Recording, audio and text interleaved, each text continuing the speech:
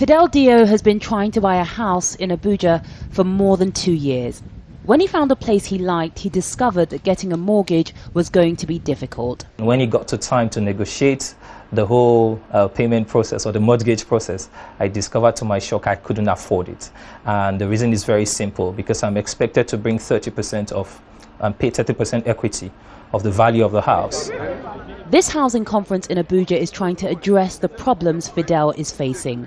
Millions of Nigerians like him want to own the homes they live in, but they can't afford to pay 30% of the asking price up front like Fidel.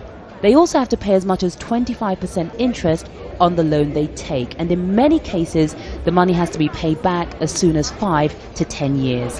We haven't got long-term funding for the housing sector in Nigeria. That's one thing we need to address, provide long-term funding. Second is also to make houses affordable, you have to have areas where there's infrastructure. Third is our land tenure laws. The land laws in Nigeria are not very friendly towards property transactions. This means that to buy a house in Nigeria, you pretty much have to be rich. The 36 four-bedroom houses being built at this development will cost nearly $600,000 each to buy, when the average income in Nigeria is just over $1,000 a year.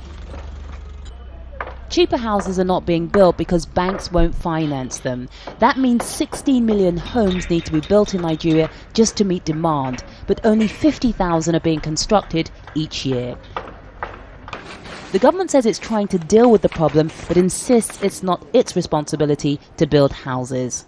I wouldn't say the government has failed. The ministry's responsibility is to provide policy guidelines, to provide an enabling environment for people to come in and build the houses. And that is what we have done here. Form a word with the rest. But Fidel blames the government. He says it should make sure there are affordable houses for everyone. Yvonne Dege, Al Jazeera, Abuja, Nigeria.